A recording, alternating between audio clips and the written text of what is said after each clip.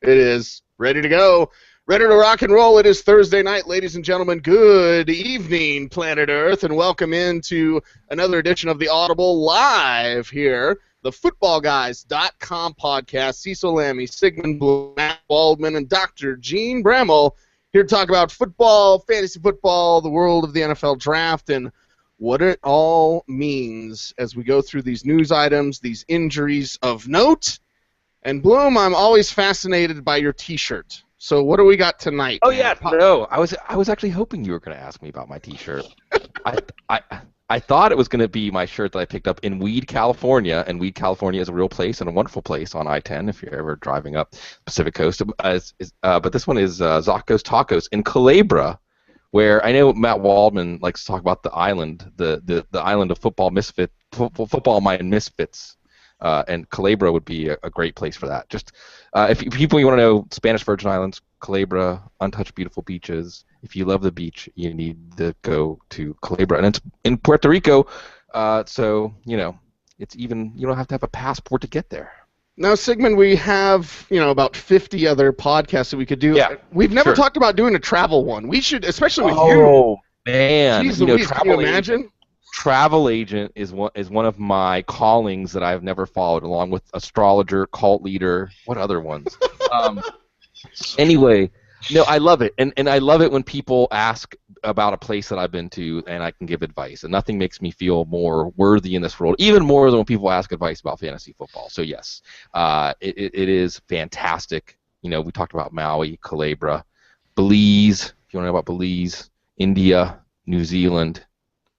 Give me a call. Amsterdam. Of course, anybody? Amsterdam. No comment. London. And if you're from Belize, then you best Believed it. Matt Waldman up next. Is that a Heinz Ward shirt? What do you got on there, Matt? I've got on a Falling Forward shirt, Mr. Chad Span. Ah, there we go. Yeah, Chad Span. Chad. So it's a nice shirt. So I just figured I would sport it today. So there you go. And support the cause. Is there a website you can get those on? I don't know. I have to go take a look. I think probably I'll tweet it out to people if they're interested. I believe there was at one time. There may still be. And that is at Matt Waldman on Twitter. Dr. Gene is up next. And here, Dr. Gene is much more mature than all of us in multiple ways, but we were traveling to the Senior Bowl. I think this was 2 years ago, Dr. Gene. And I was really excited. Now, not this shirt, because any G.I. Joe fan will tell you that this is just a regular Cobra shirt. But I found a Cobra officer shirt, which is the silver Cobra snake on the dark blue material. And I was so very excited. And, Gene, you looked at me like, what the hell's the matter with you? Grown-ass man, Cobra officer. Yes, Cobra Commander. I don't remember that. I don't remember any of it. We are freeing Brandon Graham again tonight, for the record. Okay. And I don't want to hear about Belize, but I would very much like to hear Bloom read me my horoscope tonight if he's got one for me. I could do your birth chart. Let's do it. I get just me back realized we could do we could do like birth charts of football players. I think that we could probably find some correlations. Running backs who if Venus is born in the 12th house when they're born and at a 90-degree angle. I know Waldman's acting like he doesn't know what I'm talking about, but he knows about trine and angles. Because Waldman and I have actually talked about before in our many sprawling conversations about how in astrology, if planets are at certain angles from each other in your birth chart, they're supposed to intensify each other or sometimes counteract each other. And traits and skills in a football player's outlook when we're scouting them for the draft, it's very similar. Football astrology. A lot of Mars and Aries for running backs. Is that what you're going to say? Well, for quarterbacks too, Mercury is going to be important because Mercury is communication. Yeah. Yeah. Mm-hmm. Well, and here's the thing: we'd have to find some sort of cursive 370, but it'd have to be like 307 or something like that. Sure. Yeah, no, it'd be like the curse of being born. It's with certain planets lined up in a certain way. Absolutely, we can do this. So we've got figure skating, astrology. We're gonna hit Capricorn. Yeah, and the ascendant is important too because the ascendant is about your outlook. Now, Bloom, what does it say that Tim Tebow and I share a birthday? Also with Mike Mayock, by the way, August 14th. It means that you're football, which is right. I share a birthday with the Dalai Lama, Sylvester Stallone, Nancy Reagan, and George W. Bush. Do you do impressions of all those people? Because I feel like that's a yes. I have to go back and certainly I could work on a George W. because I did a Ross Perot back in high school. There might be video VHS out of that somewhere out there. Oh man, Ross Perot, talk about a Tolkien character with a gold card. Right. Ladies and gentlemen, it is the Audible. We will talk football eventually, but we had a couple of weeks off. We had a week off last week because we released 9 episodes of the NFL Draft recap shows. You guys had the first round show in looking at the first round of the draft. Matt, that show, 4.5 hours in its glory, and what a time to go through. What a thrill to go through that show, listen to the tidbits as it's happening. One of our favorite shows of the year. And I wish that I could have heard you guys at the end. But, Matt, that was a joy to listen to you guys in the first round. Well, we appreciate it. We certainly had a lot of fun doing it, and all the assortment of guests that we had on, from Ryan Riddle to Mr. Bo Jackson, Eric Stoner, to you name it, we had them on. I think Matt Harmon joined us at one point. Mm-hmm. I'm not hallucinating that or not misremembering it. I don't know. I haven't had a lot of sleep in the past couple of weeks, so that might be part of the problem. But I'm glad. I just remember a lot of people coming through, and they were really good, and we were really grateful that they were on for the show. So it was a good time had by all. Though the only person we did miss was you waving and showing us the camera in Chicago, which was pretty cool. But we were like, man, bad luck for you. Yeah, I can't hear anything. Now, Chicago was very, very good for the NFL draft. And listen, the NFL loves what happened with Chi-Town as Draft Town. They love the separate celebration because there was a separate stage. There was a fan interaction, much more than, NFL Play 60 or NFL Experience or what have you. So we're going to be seeing this again. I believe the NFL draft may be in LA next year, but it could be coming to a town near you. So make sure to check that out. And many thanks to everyone that stopped by for the Football Guys tweet up in Chicago as well. Now let's jump in from the rookies that were taken to what it means now, the latest news and notes about some veterans around the NFL as well, and starting with Dr. Gene Bramall, who you can follow on Twitter at Gene Bramall, that's Jene Bramall, and of course check out his work at footballguys.com. Dr. Gene, I'm going to have to start with the guy that you talked about almost immediately in the first round. His name is Dante Fowler, an outside linebacker, pass rusher from Florida, now done for the year, and not the only rookie minicamp injury either, but the Dante Fowler injury. Just how crushing was this for you, Gene, in kind of looking forward to what Fowler can be? We know that he'll be back for next season, but this is something that takes a bit of the wind out of the sails for Jacksonville, certainly. Yeah, I don't think there's any other way to describe it than it just sucks for everybody, all involved, all of us that wanted to see how well Dante Fowler fit into the Jaguar scheme, for the Jags themselves. What a letdown that is, all the excitement of the first couple of snaps in your first rookie minicamp, and I think it was the first or second snap that Fowler took when he went down, and that's for everything that all the struggles Jacksonville has been through over the past couple of years for for the person you planning on being the cornerstone of your defense over the next few years, to go down like that, screaming and writhing in pain, and to find out that he's got a torn ACL, it's just devastating. We talked. There hasn't been any information that it's anything more than an isolated ACL injury. Hopefully that's the case. He's able to have surgery and come back as quickly as so many other players we've seen with these isolated ACL tears. It's not going to happen this year, I suppose. 6 or 7 months would put you into the end of November, early December. But I think, unless Jacksonville makes a surprise playoff run, I don't think anybody's planning on that happening this year at this point. I think, you're looking at a redshirt year for him. I doubt we'll see him on the field until 2016. All right, Gene, I'm going to give you a sort of topical question with something that I continue. It happens to me every year. There's a couple of players that I'm like on Okinawa, and World War II's over and I'm still fighting. But this time around, and I want to know not just how your medical knowledge informs this, but just your general outlook, because you're much more level-headed than I am. I'm very excitable. That's why Matt Waldman needs to be my wet blanket sometimes. Frank Gore, okay? And specifically, I'm mystified. I have Frank Gore as my running back 10 right now. Okay, that might be a little bit aggressive. I think I might move him down to 12 or 13 if you pour a little cold water on me. And I don't need to get into all the points of that. But the argument against Frank Gore, when I say why is Frank Gore still a 4th or 5th round pick in these drafts that I see, is he's going to be 32 years old. You pull out the charts with the running back curve. generally find that kind of argument compelling? And do you find that kind of argument compelling as it applies to Frank Gore? Yeah, generally I do find that argument compelling. As you're talking through that here, I'm trying to find out, because to me, it's not so much age 32 as it is the workload that goes along with that, and whether or not he's shown signs of wear and tear already. And every year, Frank Gore has some sort of nagging injury because he runs hard, he takes a lot of hits, but he also tends to play through those. And I'm just looking at, kind of career workload here. At least over the past 3 years, I'm looking here on Football Guys, and we're a good 250, 300 touches every year, and I think it's a workload question more than anything else. Now, that also begs the question: does a player who has shown he can handle a sizable workload year in, year out over the next few years, aren't those players more likely to be able to put up that workload the following year? And I think the answer to that question is probably yes, but mileage builds up on these guys that takes hit after hit after hit over the years. So I think that argument is valid. I think it's something you have to consider.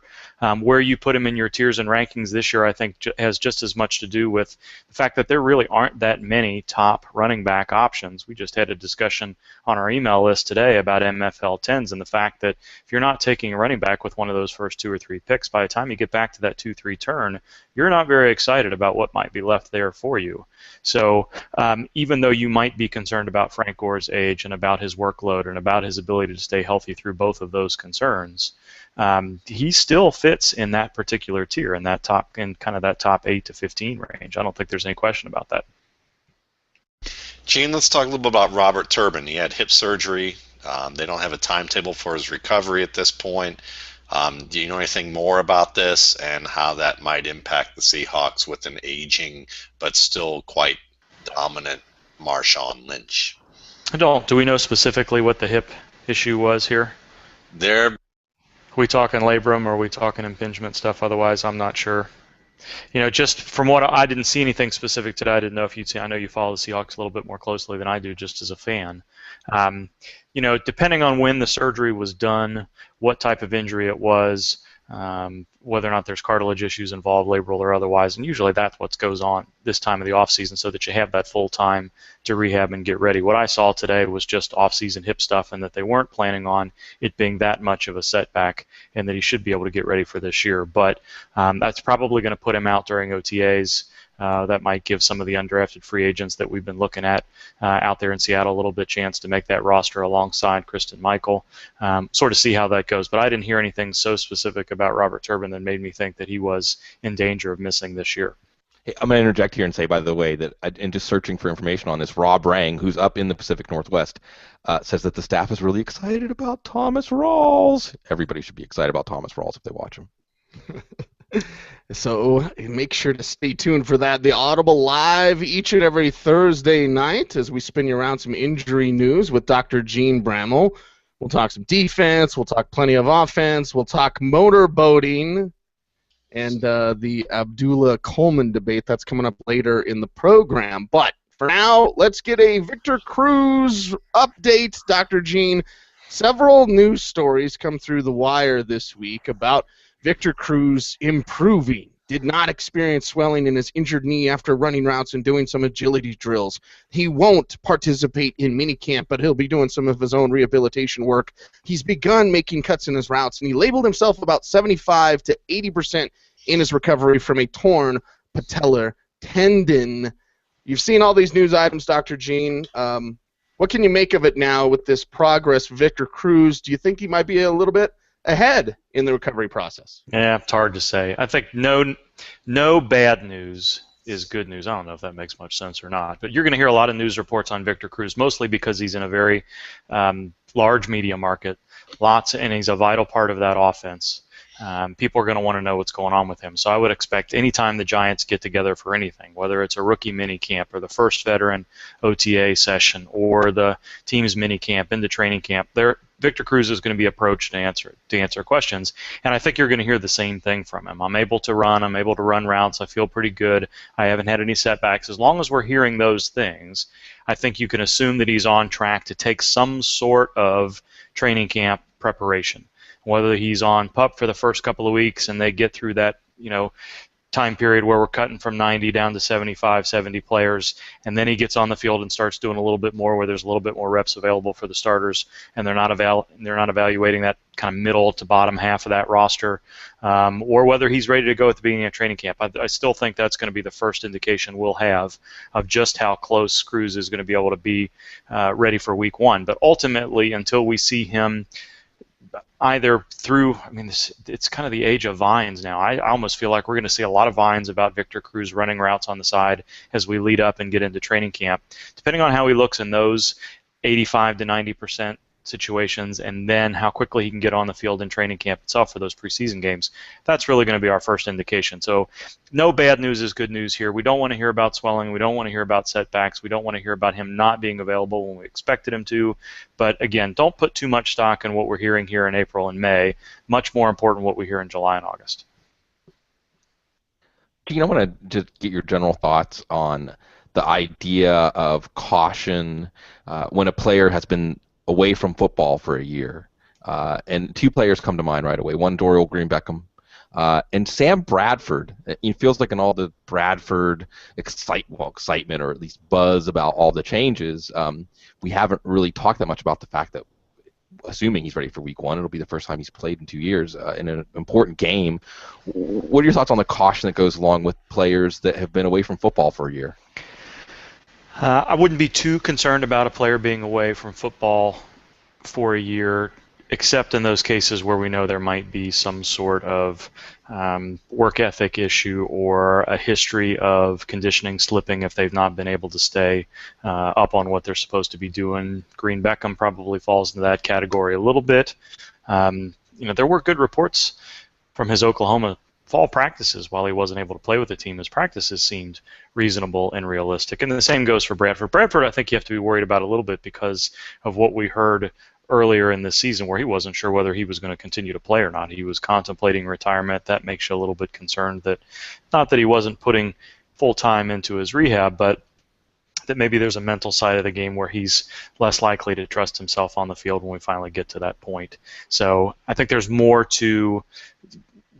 information than what we're going to be able to know if these players from year to year. Some guys we're going to know that is less likely to be able to recover because we know they have a history of struggling, and some guys, I think, Adrian Peterson comes to mind there too, where I don't think we have to be too concerned about Adrian Peterson being ready for the season. So Ryan Mallet had a pec issue that cost him the rest of the season and the opportunity to really take over that starting job in Houston, and now he'll be competing with one Brian Hoyer for that opportunity this summer. He says that he's fairly healthy, but could you talk about a pec injury and possibly if there's any risk or heightened risk of reoccurrence for a quarterback who suffers that kind of deal? Yeah, I think there's a risk of recurrence for anybody. It's a little bit less likely in some respects for a quarterback because their arm is not going to be forcefully pulled away from their body in the same way that a linebacker or an offensive lineman may be. I think those are the two positions where we generally see the most pectoral tears. But anytime you've got an area like that, and this is, even though we're talking about a pectoral issue, it's generally more of a tendon problem than a muscle problem. So the scar tissue where the tendon inserts is a bigger issue than some scar tissue within the muscle belly itself generally. We've talked about wide receiver and hamstring injuries in the same way. The lower the hamstring strain is, the closer to the tendon it is, and the closer to where that muscle inserts on the bone it is, the more likely there are for future problems to happen. So Mallet is not out of the woods by any stretch, but I think his risk of recurrence is a little bit lower than some of these other positions. It's the footballguys.com podcast, the Audible Live every Thursday night on youtube.com/footballguys, DOTCOM, and we're talking injuries with Dr. Gene Bramall. Now, the Dolphins may have got the steal of the draft with Jay Ajayi, running back from Boise State over the last 3 years, 678 carries, and last season 1,800 yards with a knee issue. Saying he's feeling great, saying there's nothing wrong with his knee, obviously caused him to fall in the draft. Teams really concerned about what could be a bone-on-bone situation. What should we look for in news items with Ajayi, besides just, feeling good? And again, as you cautioned with Victor Cruz, let's not get overexcited about news items in May, but this pick really could could be a smash for Miami. Yeah, so what you should be watching for are reports of swelling, reports that his practice reps need to be managed both early in training camp toward the end of training camp at any point during the regular season, similar to what we've heard about with guys like MJD in past years, maybe Marcus Colston, players who have had similar situations. If that bone-on-bone condition is acting up and causing inflammation, he's going to have swelling, he's going to have stiffness. They're going to be making more time for him in the treatment room than in game plan installation and practice reps. So if you're hearing those things, it might be an early sign that Ajayi is struggling. Haven't heard anything like that in the past 12 months. He got through last season without any difficulty, so when he says there's nothing wrong with his knee, he may not be trying to pull the wool over anyone's eyes. He may feel like there's nothing physically going on at this particular point, but that doesn't mean that there isn't something going on in that knee that could cause some problems later, and that's what Dane Brugler was talking about throughout the month of April. No immediate concern necessarily, but it's more of a longevity issue, and whether that means 1 week, 1 month, 1 year, 1 decade is anybody's guess at this point without knowing more about exactly what his knee looks like and what those imaging studies are showing.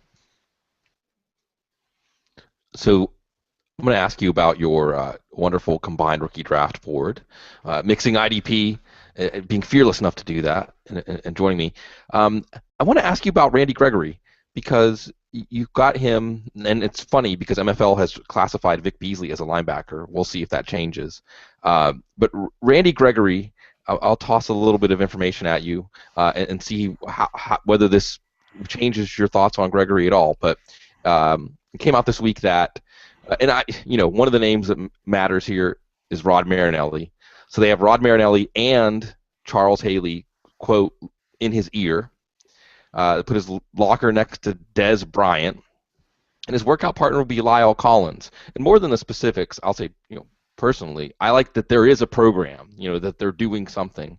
How does that factor in, with the numerator being how good we think Gregory can be and the denominator being the risk?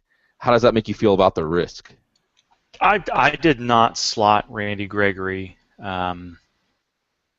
in the third round in that area, in that sort of tier, with the thought that he's likely to have knucklehead concerns. The reason he's a little bit lower than the top defensive end on that draft board would normally be is because I don't see a lot of tackle upside here.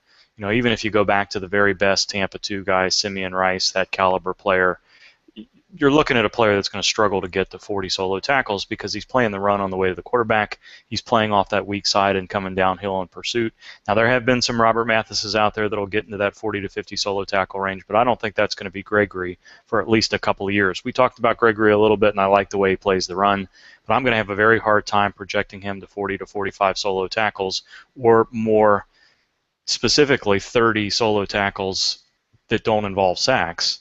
Until we see that on the field a little bit. The Vic Beasley situation I just learned about a little bit ago, that the Falcons tweeted out that they want to list him as a linebacker. And I think that's them playing semantics already. They know he's going to be used as a Leo. Everybody that's used as a Leo, including Charles Haley back in the day, has been traditionally listed as a defensive end. I think this is their looking 4 to 5 years down the road, knowing that the same thing Terrell Suggs went through. I wouldn't surprise me if they're looking at the franchise tag number for a defensive end and the franchise tag number for a linebacker and saying, yeah, there's going to be a lot of times when Vic Beasley stands up. He's probably technically a defensive end in our base defense on our depth chart, but let's go ahead and set the precedent now, as soon as he's coming into the league, that we see him as a linebacker. And if Dan Quinn is still around in 5 years, then maybe we get away with tagging him or negotiating with him as a linebacker rather than a defensive end. Because I think, Dante Fowler was going to play Leo. He was going to be listed as defensive end. We've seen Chris Clemens, Cliff Averill, all of those players in Seattle, and going back to Leos in the past, they've always been listed as defensive end. The very first note that we saw from Atlanta was that Beasley was going to be listed as a defensive end, and now all of a sudden with the first media note, he's going to get a linebacker position. I don't know. I think that's messing with convention more than what we'll actually see on the field. Let me interject here on the Randy Gregory tip. Dr. Gene, do you know of any fantasy leagues? I'm all about the positivity, right? But are there any fantasy leagues where there would be negative points for getting pancaked? Because in that Wisconsin-Nebraska game, Gregory looked like he was pancaked about 40 times. Not yet. I don't think anybody's keeping track of defensive end pancaked stats just yet. Nice. Leonard Williams. So why don't you like him in IDP leagues? How many snaps do you think he's going to get? A lot. How many snaps do you think Muhammad Wilkerson and Sheldon Richardson are going to get? That's the question with me. I like Leonard Williams a lot. I think actually he's a very good fit as a 5 technique in a Todd Bowles defense. But they're going to have to, and they may well be in the mix. They may be thinking of using some sort of 4-man front on nickel downs, whereby one of those players, Williams or somebody else, gets used as a 3 technique.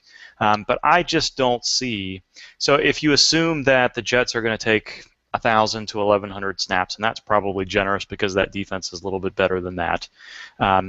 Sheldon Richardson and Muhammad Wilkerson are probably going to get at least 70% of those base defensive snaps. I just don't see Leonard Williams as being a lock to get 500 or 600 snaps or more than that unless he's going to get exclusive playing time in nickel downs. And then, I think Wilkerson and Richardson are very good comps, their career trajectory, for what Leonard Williams may be. And if you go back and look at those guys, it took them a year or two, as good as those players were, to kind of come into their own as pass rushers. If you look at their first years in the league, Wilkerson's being 4 to 5 years ago, Richardson's being just a couple years ago, neither one of those guys was putting up more than 3 or 4 sacks in their first maybe even 24 games in the league. It really wasn't until they hit that back end of their sophomore season and were getting 800 to 900 snaps before they really took stride and were putting up not only big solo tackles, but we're also getting 7 to 9 sacks. And I think that's what Leonard Williams has to do to get into the top 20-25. And yes, I've got him a little bit low on my board. I've got him behind guys like Henry Anderson and Trey Flowers. But I think that has more to do with projecting him as a pass rusher and being worried about just how many snaps he's going to get in the next couple years. Now, if the Jets do something silly like move on from Muhammad Wilkerson and put Leonard Williams on the field for 900 1,000 snaps, then yes, I think he belongs a little bit higher. But until we see that plan actually put into action and we see Williams be that effective on the field, translate the skills that we believe he has, I think he's a risk in IDP leagues anytime before the 5th round. It is the Audible Live each and every Thursday night right here, footballguys.com podcast. Let's spin it one more time around with Dr. Gene Bramall. On Twitter, you can follow him at Gene Bramall and check out his work, of course, at footballguys.com. Let's go to Cincinnati, Dr. Gene. A.J. McCarron plans to challenge Andy Dalton. Can we get some sort of examination or test for A.J. McCarron? I love the confidence, Dr. Gene, but let's deal in reality here. Andy Dalton's not Andrew Luck, but there's no way in hell McCarron's going to push him. Do you want the imaging study of his shoulder or of his head? I agree. I think what's going to drive the talk shows in Cincinnati is the difference in arm strength. And if A.J. McCarron comes back with a little bit better arm strength in the preseason than what we've seen from Andy Dalton, and Dalton struggles in all of the primetime games that the Bengals have, the big rub here locally is that he can't win when the lights are on, and he can't win tough games because he makes too many decision-making errors and he can't drive the ball downfield.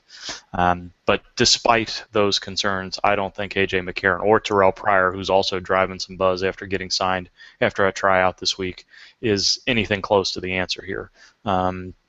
People want to see what McCarron can do around here, buying into the Alabama pedigree, buying into what they saw in the bowl games from him, but I'm with you. I don't see there being much chance that McCarron is a threat to do anything more than hold a clipboard to Andy Dalton for the foreseeable future. So, Gene, you and I have talked about this off the air, and we'll be talking about all of these things, by the way. I've gotten a lot of questions about when the IDP shows will be back, and we're going to be coming at you. Gene and John and I have a lot of stuff. But you and I, very soon, you and I have been talking about how this rookie class, when we're doing rookie drafts, doesn't really have that IDP that makes you excited to break the seal on the second round. Eric Kendricks being the best candidate, and we've kind of dismissed him collectively, both of us. Make maybe the opposite case, or what case there might be for optimism about Kendricks, or if you can't bring yourself to do it, then tell me again, reinforce why, if you're on the fence between your number 19 offensive player and Kendricks, maybe the answer isn't Kendricks. Yeah, the optimism is Mike Zimmer approved, playing behind a pretty good defensive line, without a whole lot of competition for tackles around them. Robert Blanton has played okay. Anthony Barr showed himself playing very well last year. But, Chad Greenway's on his way out. You're not sure what you got from Gerald Hodges. I think there's a good chance that we see Kendricks immediately as the every down middle linebacker. But Mike Zimmer didn't want to close the door on moving him outside. And we've seen that in Cincinnati and at other times with Zimmer, where he doesn't mind having a smallish player between the tackles, but if he can get a thumper there, he'd prefer him. And I think Kendricks will have to do a good job this year of holding up between the tackles, shedding blocks, and making plays within, in and around the line of scrimmage as he did at UCLA, in order for us to feel comfortable that he's a long-term answer at middle linebacker, and we don't see things happen like what we've seen happen to John Beeson or Gerard Mayo, where those positions have kind of been a little bit more fluid to them. D'Amico Ryans over the years as well. So I like Kendricks a lot. This class is deep, but it's not.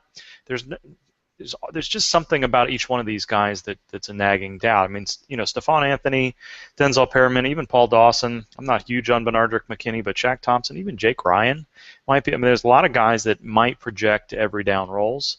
I think Owa Odigizua could come into his own in the next couple of years. That's not going to happen this year, but there's a player that might end up being a top 15 option for IDP leaguers over time. I think Henry Anderson could be what Muhammad Wilkerson and Calais Campbell and those sorts of players have been.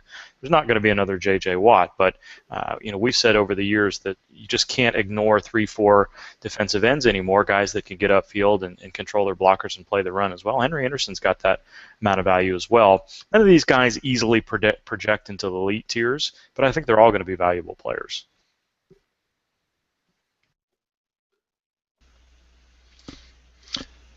I guess that's me. So I thought I already went by fairly quick. All right. So you tell me why I'm wrong about Leonard Williams. Why you're wrong about Leonard Williams? Because I think they're going to use him in situations more than just one particular position. I think they'll rotate him a little bit to get optimal matchups in addition to whether or not he plays nickel. And I think that he's going to get a lot of high-impact, high-leverage opportunities to make tackles for losses as well as being able to get some sacks. I don't think he's going to be a high sack rate player his first year, but I do think that with that defense and with the fact that they can rotate him, they probably look at a player that they picked that high and go, we're not just going to use him some of the time. If we picked him this high, we're going to find a way to get his butt on the field and find ways to really generate opportunities where we get lots of mismatches. And I think that they're going to find ways to do that.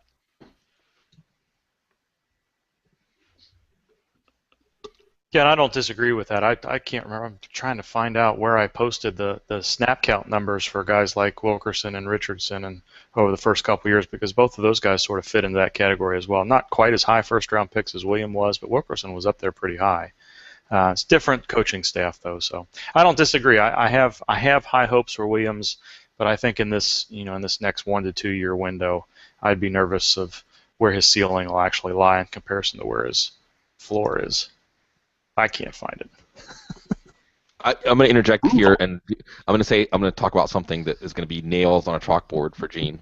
So you might want to mute your headphones, but it's a general outlook thing too. But I'm going to talk about team defense for a second, because I'm going to start writing up the team defense section tomorrow for the Football Guys team pages, which will be coming out very soon. And I keep forgetting when I go back to this, because I'm excited about Leonard Williams added to that already very strong defensive line. Damon Harrison. Yeah, there's a Mo Wilkerson and Sheldon Richardson. And when you add a rotation, that means the snaps you're getting from each guy are going to increase in quality. But what I keep forgetting when I go back to this analysis is Revis and Cromartie.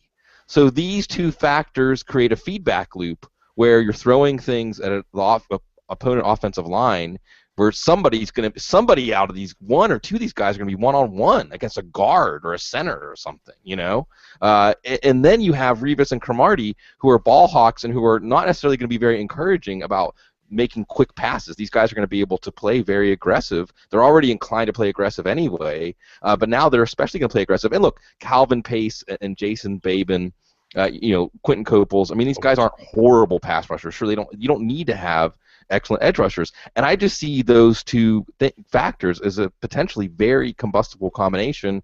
Adding Todd Bowles to the mix, I look at this Jets defense and I'm very excited to see what it looks like, and it could look very different than the floundering pass defense we'd seen recently. I 100% agree with that. He did shut his headphones off, Bloom. Yeah, because he doesn't team defense. See, now I'm going to say, did you just make a comment on team defense, Gene? No, where I was going to go with that is, just in terms of estimating the snap counts there, that's absolutely the case. So that even shrinks the snap count a little bit more. That shrinks the tackle opportunity a little bit more. Higher leverage situations, but all that stuff has to be in balance. And there I we have have to it. use team defenses in DFS, so it's, I can't just take that $5,000 in FanDuel and use it someplace. I got to pay a little bit of attention more than I did in the past. Team defense is relevant. That was hard. That was difficult, Dr. Gene. I appreciate it. It's like Fonzie trying to say you love somebody. So you are the Fonz. If there was a Fonz of this group, none of us are as cool as Dr. Gene Bloom. He's Fonzie.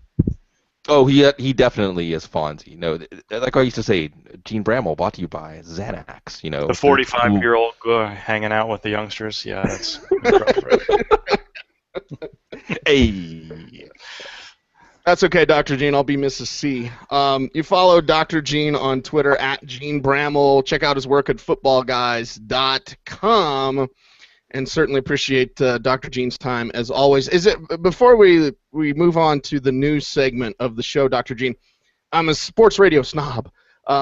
Shocking, I know. Is there some sort of Cincinnati local sports talk that you get fired up about? Is there any ass crack and ball sack in the morning, mayhem in the AM? I mean, is there any Cincy local show that you like? No, I think Cincinnati is kind of the home of sports talk. They had a 3-hour sports talk show, 30, 40 years ago that Bob Trumpy started. And I think sort of generated a lot of the buzz for that and made folks think that could work. And I think over time, Cincinnati is a very good market for. There's a very good show from 3 to 6, not unlike probably what you've been doing over the years. So there's a couple of guys, Mo Egger chiefly among them, that I like to listen to, get a lot of guests. It's kind of, I don't know what I try to turn your show on from time to time. I know you do a lot of guests as well, but it certainly seems like Sports Talk Radio has morphed into a guest-centric medium, at least in the shows that I listen to. I don't hear a lot of callers anymore. And I think that's both good and bad, but it's nice to hear. So that's a long-winded answer to that question. There's a couple of guys I like to listen to, but honestly, anymore, it's podcasts, and more podcasts. So if I don't have something on my iPod that I think is appropriate for the boys in the back seat to listen to, maybe I'll put the Sports Talk Radio on, but otherwise, it's catching up on your shows and some of the other good work that everybody else is doing. And there we have it. Dr. Gene Bramall, ladies and gentlemen, the Audible rolls on. Footballguys.com podcast. Every Thursday night you can watch us, and you can listen to us as well. Thanks to everyone for subscribing on iTunes, and thanks for everyone for checking out the video on YouTube. Let's move into something, Bloom and Matt, that I have made a solemn oath on my show on the Denver airwaves and on the ESPN radio app that I'm not going to talk about deflated balls. The suspension handed down for Tom Brady. We need to discuss it here, Bloom. Appeals process going to happen, so let's toss this thing around. Fantasy owners, what's his ADP at right now? 6th round, I think. I can check that while I blab on. But the Tom Brady suspension, okay? And, again, I'm not going to talk about deflated balls, but we need to discuss him potentially missing 4 games and what kind of impact, what kind of value that would represent. It actually is the 6th round, 601, quarterback 6 in 12-team PPR per the latest at fantasyfootballcalculator.com. So suspension is handed down. It is 4 games. This is a legal team, Bloom, that is outside of Ally McBeal. This is a dream team of lawyers. So Brady's going to appeal. Vegas has like 10-to-1 odds that it's going to be 0 games. for a suspension. A lot of people out there, Bloom, that you talk to say 0 games. But overall, the Brady suspension, the impact on the Patriots offense. Matt, I want to ask you about Jimmy Garoppolo when it comes around to you. So let's discuss this Brady thing and what fantasy owners should look at here. Sure. Wow. So first of all, I want to say that as a holder of a JD and a bar card, football fans are now getting accustomed to the legal minutia and semantics and microscopic amplification of little things into big things, mountains and molehills and all that stuff. It's like the best and worst thing about it, because now I can say, well, now you all understand the kind of discussions we would have in law school classes, the kinds of discussions. And Steph Stradley, by the way, speaking of lawyers, she's doing a really excellent job trying to be very, not serious per se, but actually analyzing these things and not treating it as the sort of sideshow it's turned into. But that's also the worst thing about it, because you can now understand why going law school is considered law school, because you start making mountains out of molehills. Okay, I've written an article. It will be up tomorrow about the fantasy impact of the suspension. But I think it is important to put out there the possibility that it will be reduced, and without getting into the merits of whether it will be or won't be reduced, and who knows what the NFL's merits of reduction will be anyway, it does add some sense of break ties in favor of Brady if the main hesitation is the suspension, because there's at least some chance that it will be less than 4 games.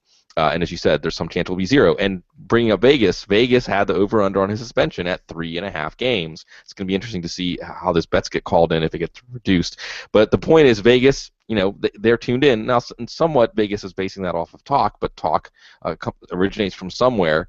And also, I think the NFL actually likes to have trial balloons and see what the talk is and actually be responsive to the talk. So the talk can actually be a self-fulfilling prophecy here. So now people are starting to say, oh, I think it'll be reduced. Look at the lawyers, read the Wells report and things like that. It's possible it could be reduced. But the main important thing for fantasy is that should allow you to break ties in favor of Brady if it's close, because the 4-game suspension might not be the last word. Now, it's a real bummer that you're going to miss out on Brady against the Steelers to open the season, because LeGarrette Blount is not going to play, so that was really setting up for a really big Brady game. Second game at Buffalo, we saw what happened to Aaron Rodgers up in Buffalo last year. So at Buffalo might not be a bad one to dodge. Not that you would have benched Brady for that one.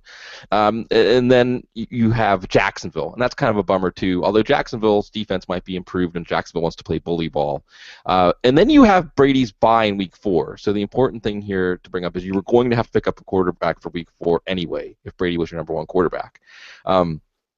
The next layer in now becomes that if you do draft Brady, you are going to have to carry a quarterback for those first 3 weeks to cover them, and then week 5 at Dallas, although many have speculated that because that's the national primetime game on, I believe, Sunday night, that don't think that won't factor into this. And it is Goodell hearing he's the one hearing the appeal, which is strange. But anyway, so you are going to have, and here's the main thing that concerns me about Brady, because we've gotten into discussions many times about when players, and Chase Stewart did such an incredible job on this with Gronkowski. When players miss games at the beginning of the season, their loss of total points isn't what you should look at. You should look at their loss of VBD, and actually, losing 1/3 of your VBD, depending if there were other quarterbacks close to Brady, he'll fall below them. But I think Brady only falls maybe 3-4 spots in your rankings on basis of VBD. Where I'm more concerned about Brady is the opportunity cost of having to carry him after the week 1 and week 2 waiver wire runs, because those are the two most important waiver wire runs of the year, honestly, partially because of the number of players available, the incomplete information that might allow you to steal somebody like Justin Forsett last year, and also because you get to enjoy the fruits of their labor for the entire rest of the fantasy regular season. So that's where your roster size becomes very important. In 14 or 16-man rosters, where you only have maybe 3-4 roster spots to play with on the waiver wire anyway, it's justifiable to just move him outside of your top 12 and maybe just say, I'm not going to draft him because the opportunity cost is too big. In typical 20, 22-man roster, like the high-stake leagues and things like that, Brady becomes a great arbitrage opportunity here if you fall into quarterback 10, quarterback 11, quarterback 12. And I'll put this out here. This is another one of my fuzzy, soup feely kind of head in the clouds thing, but I really think based on what we've seen of Brady and Belichick in the past, they're ruthless. They rub your face in it. When Brady comes back, and oh, by the way, have you looked at his Week 6 opponent, the opponent he may return to face? It is the Colts. I think whatever, and this goes if you're looking at Gronkowski's outlook, if you're looking at Edelman's outlook, you're looking at LaFell's outlook, and you're thinking about, well, how does it affect their outlook? Whatever they lose in those games with Garoppolo, I feel like there's going to be cup spilleth over of fantasy production, and I really believe that it will be more than made up by the revenge tour, and I think there will be. Dude, have you seen the Patriots website? You know, there will be a sense of revenge. There will be a sense of really wanting to show the league, us against the world, you know, if it wasn't like that already. So on a net basis for the Patriots offense and Brady's productivity, I think it's kind of a wash. I'm still moving Brady down in the rankings, and like I said, I'm very concerned about the idea of drafting Brady in short bench leagues. But what I can't get past is the idea that when Brady does come back, they're going to be out for blood. Yeah, they're going to be out to throw around 400-yard passing games like they're handing out Halloween candy. Matt, you're up. Your thoughts on Brady overall? Again, there's like a zillion different directions we can go with this. But specifically, your thoughts on the Brady suspension, fantasy takes, Matt, and the idea of Jimmy Garoppolo starting 4 or fewer games to begin the season. I don't think that Brady's going to be suspended for 4 games, and I do think that it'll probably be 1 or 2, yeah. And I think some of that will have to do with the fact that when they look at the data over again, if the lawyers are any good and actually get statisticians who are worth their salt and not the folks who are in the Wells report, that they will actually figure out that there are some inconsistencies with that report that have not been published. And that's something that, when they look at it from a statistical standpoint, it looks like that a certain gentleman, I got to remember his name, but I think he was actually published in Sports Illustrated recently, or referred to because he's on Twitter by the name of @Octo. It's Octonion. That's what it is. It's Octonion, Octonion, and he has worked for the Padres, for the Houston Rockets, and multiple Major League Baseball teams as basically the sports version of a quant, of a someone who does analytics at a very high level, and actually gets paid for it by sports teams to do it. And this was recommended to me as somebody to look at, and he has a really nice thread on Twitter to look at that goes into detail why this report is surprisingly not a very good one, and has some very big inconsistencies and inaccuracies in how they looked at pressure gauges and all of that. Which is kind of funny that I'm talking about all this, because I really don't care one iota about any of this, other than the fantasy stuff and whether or not how many games he's going to miss. But if he misses 4 games, then Garoppolo becomes an issue where you start to worry about whether or not the shine's going to come off after the first couple of games. If he only has to play a game or 2, I think that he'll be capable of impressing, because defenses won't catch on as fast to what he can and can't do, because there's not enough tape on him, and it's too early in the season to really be able to have his number. And there's really no tape on him other than preseason anyhow. And at that point, you look at last year's preseason, and he looked pretty darn impressive. If you look at his college tape, he was the poster child for laying down and playing dead at the threat of any type of pressure coming off the edge. So yeah, exactly. He just, he curled up into a ball in the fetal position. So again, he can get rid of the ball quick. He's certainly someone that I think with a year of work under his belt that he should improve, and he should look good at least long enough to follow the game plan and do some good work with the first game or 2. But if it's an extended period of games, that's when I'd be worried about him. In terms of the whole vengeance factor, I'm just not buying it, because Tom Brady, I know that they did better last year. After week 4, he was the 7th ranked fantasy quarterback last year after week 4. So that's still pretty darn good. Overall he was 10th. So if you're going to drop him a few spots, I mean, I agree with Bloom that you have to drop him a few spots, and you also have to account for that you'd have to have another quarterback in this. But I just look at him, and I look at this team, and yeah, Gronkowski's great, Edelman plays pretty well as a support player. LaFell, I'm still skeptical that was an aberration, but we'll see. And I would imagine too that they still want to run the ball fairly well. So and I think that LeGarrette Blount is not an aberration, but I do think LaFell has more of a chance to be one than Blount. So looking at this team, I don't see the dynamic passing attack that is going to suddenly just pour it on to the league and be capable of doing that. I think they'll be decent, and Brady can be a nice QB1 for you, mid to low range. But I'm not expecting to come out and be like a top 3 quarterback because he missed some time and because somehow he's going to summon his superpowers and become that much better than everybody else. Yeah, there's only one guy who does that, and he's pretty darn good behind a bad offensive line, I'd have to say. In that sense, and he's not even Superman. So. To be clear, I'm not saying that I think Brady's going to play better. I'm just saying that whenever they have their foot on the throat of the opponent, they're not going to let up. They're not going to take the foot off, and they're going to. And they've already been notorious for not taking Brady out of games at points in games where they should have, like up 28 points and things like that. I think if you take Week 17 out, from Week 5 to 16, Brady was quarterback 3, but quarterback 4 and quarterback 5 were really close. I think like Roethlisberger. Can I ask you a quick question? Yeah, sure. How old are you? 39. 39. Okay. Yeah.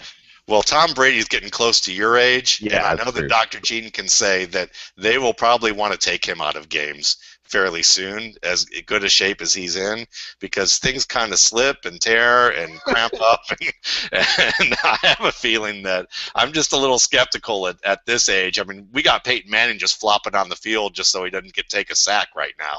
I mean, he looks more like Jeff George in the pocket than he ever has at any point in his career, and he's a much better quarterback. I mean, Jeff George shouldn't even be called a quarterback compared to Peyton Manning, but the fact that Peyton's like, look, I got to take care of myself here. I'm thinking that, Brady's in better shape, but I'm still, I'm not so sure about all that.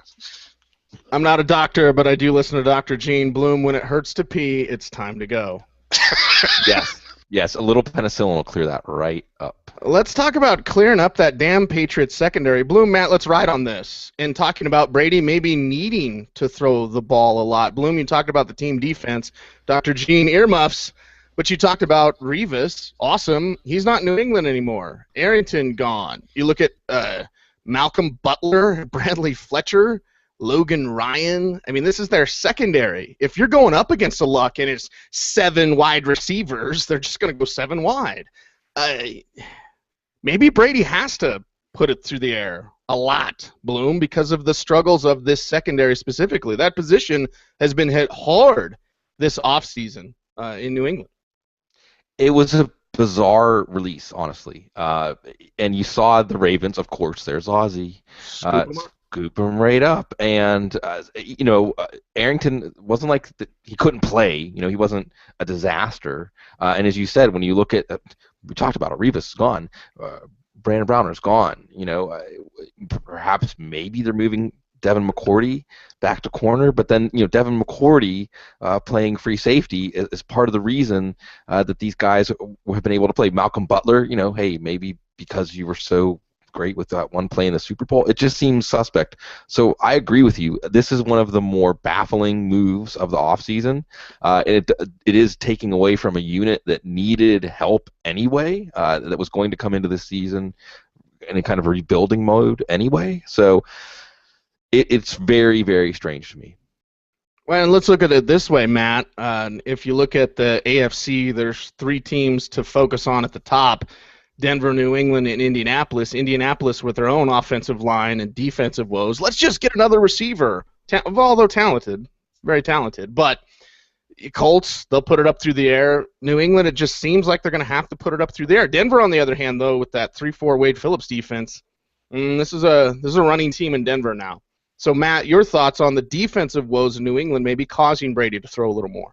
That's possible, but they might also decide to run it a little bit more so that they can, keep the opposing team off the field and keep that defense fresh, that opposing defense fresh, and be able to mix it up a little bit so you got short passing and running. So it might happen, but at the same time, I mean, unless Indianapolis can't put all those receivers on the field unless we're talking about 7-on-7, football at this point. I don't know, and I don't know the rules for that. You can tell us a little bit more about that, but they can't get all those guys on the field that they've drafted at this stage. But I would say that they also got Frank Gore, and I think they got Frank Gore and those 2 tight ends, and for a reason also, to be able to pound the rock a little bit more when they needed to. So looking at that situation, I can understand where that can be somewhat problematic for New England, but again, looking at this, one of the things that Bill Belichick has always been very good at, regardless of what type of personnel he's had on defense, is how to scheme. And he often makes up for that to some extent with scheming. Now, I don't think he's, again, I don't want to put the Superman costume on Bill Belichick's underneath his hoodie there. That might be a very scary thing to see. But at the same time, I think that there's enough that they can do is to be able to counter that and also play their brand of offense in a way that they don't have to completely abandon what they do. And there, speaking of 7-on-7, Matt, now you got me thinking and bragging. Liam just worked out for South Dakota State this week, the Jackrabbits. Jackrabbits. In the 7-on-7 thing. So nice. From a Pawnee Jackrabbit to a South Dakota State Jackrabbit, I would be okay with that. Who's this? There it is. There it is. There's all the glory of my. Where's the cardigan? Get the cardigan and the paintbrush shirt. Get that picture up. There we go. He's got some air under there. Yeah. By the way, I was coming down on that play. Yeah. I was higher than that, and don't read into that.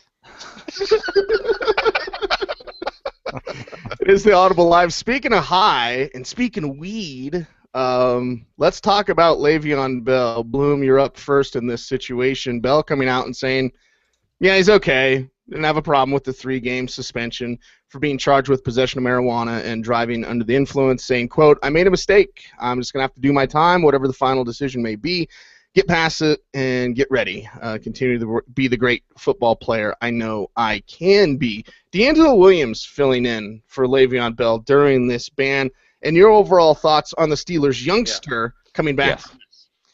Yeah, it's funny because I'm doing the MFL 10 of death with many illustrious fantasy football minds out there. And what's fascinating to me is I drew the number one pick in these best ball drafts. And we're going to have some football guy staff MFL 10 drafts coming up. Stay tuned for that. I looked at Jamal Charles. With Charles, you're looking at, well, he says it was the nagging injuries that kept him from being himself last year, but who's to say he's not going to have nagging injuries again? And Andy Reid limited him to like 250 touches last year. You're looking at Gronkowski, but in best ball you can cobble together 3 tight ends later on and be just fine. And then there's Le'Veon Bell. And the thing is, when you look at this, as you said, the Steelers, and you want to talk about a team that their defense might force their offense to have on the gas for the entire season, look at the Pittsburgh Steelers pass rushers and secondary. Whew, it ain't pretty. It ain't pretty at all. But hey, you got the twin fighter jets, Bryant and Coates. You got Brown. I mean, just imagine Coates and Bryant clearing out deep, and on Antonio Brown just gashing. We talk about gashing with the running game. Antonio Brown can gash defenses in the middle of the field if he's running out of the slot. You still have Marcus Wheaton and his speed. And Ben Roethlisberger, we know he had back-to-back 6 touchdown games. I believe had never been done before in the NFL. And I feel like look for a few little wildfires like that in this offense again this year. And, of course, what was one of the keys? It's Le'Veon Bell because of what he can do out of the backfield, because of what he can do scoring touchdowns, and because of what this offense can do. So I still took Le'Veon Bell number 1. And we can get into best ball strategy. You said Leonard Williams. You can take Leonard Williams. I think his ADP is still 13th round, 12th, 13th round. It's late.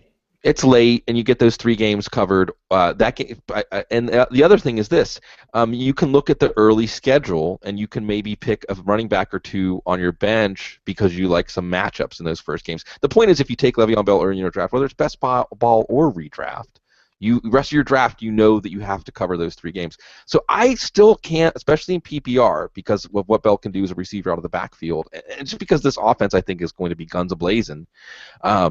I still can't move Le'Veon Bell down. It's a perfect storm. He's at the center of a perfect storm productivity. And what he did last year, especially as the season went on, especially late in the season, which is what we care most about in our fantasy leagues, he was magnificent. It was an unfair advantage if you had Le'Veon Bell on your team in the second half of the year. So I'm not worried about the 3 games, and I'm not worried because this offense looks like it could really be right there. It's funny because as we've been breaking down fantasy football for 10 years now, Cease, we're always talking about New Orleans, New England, Indianapolis, New Orleans, New England, Indianapolis. Pittsburgh, man, and it's weird. It's really, really weird to say Pittsburgh, but I think this is the year that they join them as just these uber productive offenses where if you just want a piece of it, you got to make sure you got a piece of it, and of course, Bell's the biggest. Break off that chunk, Matt Waldman. Your thoughts on this Bell situation? What are you doing with this guy? I'm picking him and I'm starting him as soon as he gets back into the field, And I have no problem taking D'Angelo Williams either, or holding on to him if I still had him in the league, because I know that we talk about, D'Angelo Williams is not the player that he used to be, or maybe it's just that he's been in the Carolina Panthers system for so long that we forgot what he really is. And I do think that he may have, he's probably lost a little bit of that speed and burst that he's had. But I also look at that Panther system, and we heard people putting Steve Smith out to pasture, and then we're watching him throw people around like rag dolls all season long last year with the Ravens. I think that D'Angelo Williams isn't Steve Smith in that regard, but I think you can get 3 good games out of him, and I wouldn't be shocked at all if he doesn't have RB1 production by the end of week 3, and doesn't have like a huge game, and people are like looking at the Carolina Panthers and Dave Gettleman's like quaking in his boots a little bit if they are not winning, or they're not 3-0 to begin the season, because if they go 0-3 and D'Angelo Williams is ripping up whoever the Steelers are facing those first 3 weeks, you best believe that the Carolina Panthers faithful are going to be going off, about what this team has done. Because last I remember, when D'Angelo Williams actually had an offensive line and actually was given, starter running back carries, he was a pretty damn good running back. I thought he was probably one of the top 5 running backs in the league. And when I watch him play, because I get to see him twice a year covering Atlanta and get to see him a lot down here, still looks like a pretty good running back if he had a little bit of space. So I think the Steelers, everyone talks about Le'Veon Bell, and one of the common narratives I hear that if you want to, get me Gene Bramall angry, nails on a chalkboard, is listening to people talk about how Le'Veon Bell somehow became faster and quicker and more dynamic of a running back, between Michigan State and Pittsburgh. When it was all there, they just didn't have a line to block in front of him because all those guys were hurt. When they came back healthy and they actually gelled a little bit in front of him, now you get to see the difference between a very good player behind a good offensive line and a very good player behind a piece of trash. And so, that's the difference. And it's not that he suddenly, because he lost some weight, he suddenly got superpowers. It probably gave him a little bit more stamina. Maybe it gave him a little more top-end speed. But when you're as quick as Javid Best, when you compare your combine metrics, and that's what he did, at 230 pounds, just shut up. I don't want to hear any more about it. He became more explosive and reshaped his game. So says not Matt Waldman. It is the Audible Thursday night live right here, youtube.com/footballguys, DOTCOM. Check us out, subscribe, and thanks everyone for following us on Twitter, for subscribing to the show on iTunes. Bloom, let's make this a Broncos show. I can't believe we've waited this long to talk about the deflator. And no, what the hell, New England? Okay, any good PR guy will tell you hemorrhage don't bleed. All right, you get caught with your pants down. Don't be. It wasn't me. I mean, David Letterman gets caught banging his producer or whatever. He just comes out and like, yeah, here's the tape or whatever. Like hemorrhage, don't bleed. Don't say no. The deflator that was weightless. What the f is this, Jared from Subway? The Come Eddie on. Murphy defense. Yeah, exactly. The Shaggy defense wasn't me. Wasn't me. Anyway, let's talk about maybe someone who needed the deflator last year, Bloom, and someone near and dear to all of our hearts on this show, and C.J. Anderson. Now, Adam Gase goes to Chicago following John Fox, and Gase says, I don't know if C.J. would want me to say this, but he was, quote, a little chubby and wore down quick at times last year, according to Adam Gase in a recent press conference with the Chicago Bears. Now, let's look at this situation honestly and realistically. What Anderson can be in this offense is a top 10 fantasy running back. He could lead the NFL in rushing in this offense. I will tell you what I saw in his weight in just a little bit, but look at how over the last month of the season, 3.8 yards per carry. But if you go back and you look at the game film and you monitor the carries in a row, Denver was still giving him 4 and 5 carries in a row sometimes. So when Gase said that, like, a little chubby, yes, we knew this. Last year at minicamp, I talked about CJ looking a little overweight, and he lost 20 pounds from the start of, for the end of minicamp and OTAs to the beginning of training camp. He came back 20 pounds lighter last year, and I asked him, because they were mad, and to CJ's admission, he had talked about this last year. Studesville was mad at him. The Broncos were mad at him because he was a little bit overweight coming in from that offseason. And I said, how'd you lose 20 pounds in a month? He said, Stairmaster, 30 minutes a day, every single day. And I asked him, well, can I do it like 5 minutes a day, 6 times a day? Something like that. But anyway, I was getting off track. The point is the weight issues, 3.8 a carry over the last month of the season. But Bloom, let's talk about from the time that he basically took over and not the Rams game when Adam Gase forgot to run, his words, not mine.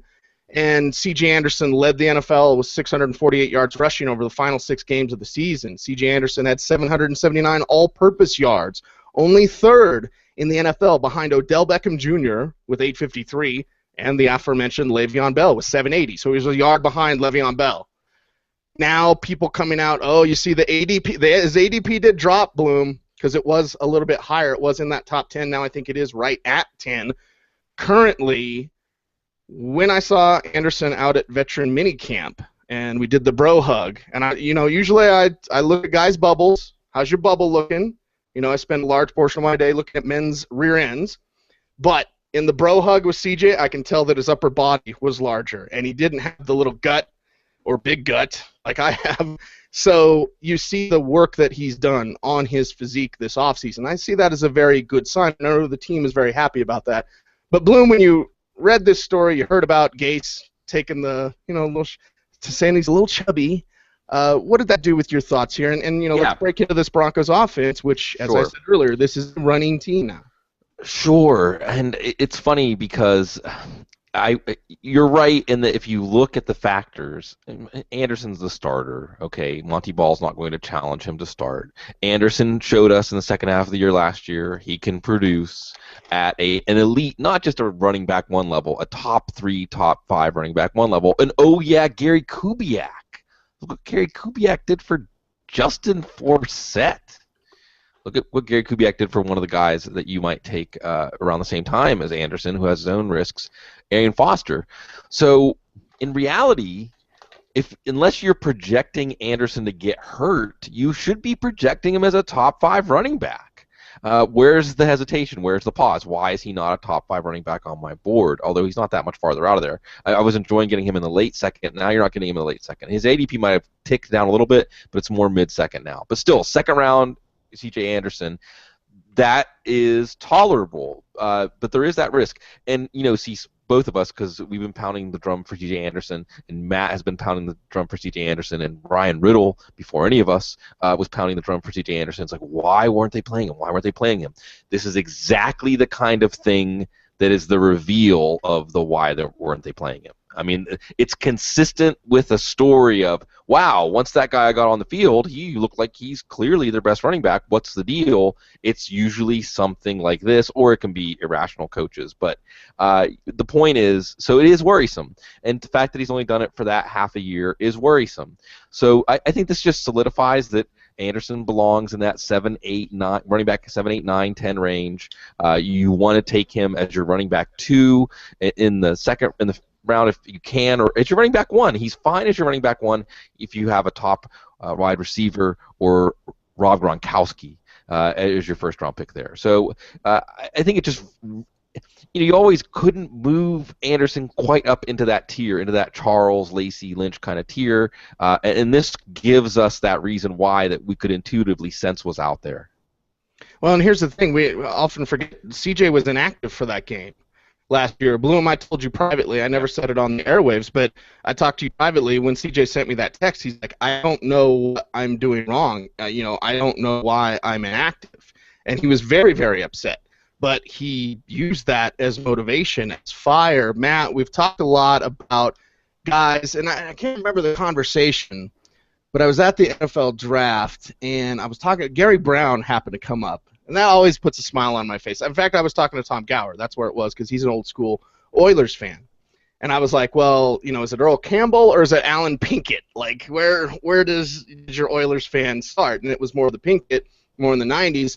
I was like, oh, man, Gary Brown, I remember that 1,000 yards rushing in 8 games. He did it, and he might have been the first to do it off the top of my head, but we've seen Kevin Jones do that as well. I will take issue with the Abdullah best since Barry Sanders, because Kevin Jones was pretty damn good. Anyway, pulling at my heartstrings like those Hokies running backs do, damn you, Lee Suggs. But we look at this situation with CJ. We look at how he's turned the motivation and the fire into energy. I talk about his physique being larger up top in his upper body, stronger, obviously got the big bubble and the powerful legs. What are your thoughts and expectations here, and what did you think when you heard Gase called him a little chubby? I think Gase is probably a little upset that he's no longer in Denver. So, I mean, there was probably a little bit of that going on, and it's kind of like the spouses who part ways, and now it's time to talk a little bit about why they parted ways. And, maybe even if both got their act together, they're going, well, it wasn't like that when I was with them, so that's kind of that kind of psychology going on between the two. But, if they're both better off for it and they're better people and better at their jobs for it, that's great. And I would say that C.J. Anderson, if he's in better shape, then it just means he's going to have more stamina, and that's going to help you later on in games. So it gives him a better chance to become the guy, doesn't have to leave the field, and it makes sense why I think you and Bloom were talking about just a few minutes ago about where he should be drafted or where he's getting drafted and the type of value that he presents. And I think that's exactly right for Anderson. I mean, I've been holding on for Anderson since probably first talking to Ryan Riddle about him when we'd see Riddle talking about the most underrated players in that draft class. Before the draft even happened, Riddle was talking about a guy like that. And so, looking at it from the standpoint, I just think that it's just very common for folks to have, the grapes were a little sour. And if he says a little chubby or he's out of shape, he's not ripping the guy. He's telling the truth. If that's the truth, that's the truth. Whatever, that's criticism. It's even constructive criticism. He didn't say C.J. Anderson's a fat slob, and I've seen blimps that were smaller than him. I mean, that's not what he said. He said when he sits around the house, sits around the house. Exactly. I mean, he wasn't doing the whole if he wore an X jacket on his back that they'd land helicopters on him. They were basically saying that he was out of shape and that he wasn't up to the standard that they expected of him. And he's a young player in his second year. All right, fine. If that's motivation for it, that's great. But do we need to have a headline that says C.J. Anderson ripped by offensive coordinator? No, that's just a little over the top. But you know how things are. We got so many of us and so few opportunities for eyeballs, I guess, that it's like piranhas over a little dangle of meat into the water. So that's what happened. Well, and that's the thing that pissed me off is not only the ass crack and ball sack factor, because I always got to drum it up, Oh, I got to chuckle listening to some broadcasts out at the draft when I was off the air in between segments, and you'd hear said ass crack and ball sack from said whatever city. So people always got to mix that up. But I always want to talk about the now. You know what I mean? Like, what's happening with him now? Nobody ever said that. They were just like, oh, Gase, he said trouble. Nobody said that. Even in Denver, outside of me, nobody was saying, well, yeah, but now he looks larger. Now he doesn't have the gut. Now his upper body is more defined. So, I called Jerome Bettis fat probably for about the final 2/3 of his career, and he still played pretty darn good football from last I remember. So, especially compared to what he was with the Rams when he looked more like a tank than a bus, and then he ended up looking more like a school bus as his career went on. But, still a fine football player. So, ask Brian Urlacher about that belly shot near the goal line against the Steelers. So one of the greatest plays. Anyway, we'll move on in the Audible Live, footballguys.com, a Buffalo news item, Bloom, that came across the wire that I thought was really just weird, honestly. It's from ESPN.com. It's Mike Rodak from ESPN.com saying, Fred Jackson may not make the final roster if the Bills end up keeping only 3 running backs. And this is Rodak speculating, but obviously look, McCoy is there. LaShawn McCoy is their lead back with Rex Kwando and company. And then he mentions Anthony Dixon and Bryce Brown also competing for a spot. With everything that Freddie Jackson can do and his $2.7 million cap number on the one-year deal, it would surprise me. Now, nothing should surprise you in the NFL, Bloom, but this isn't a situation like if Ronnie Hillman doesn't make the Broncos' final roster, I'm not surprised. That is a possibility. If Fred Jackson doesn't make the Bills' final roster, I am shocked. Bloom, this news item comes across, and it was a little bit of a head-scratcher. Your thoughts? Twas. However, and I can't really evaluate the veracity of that.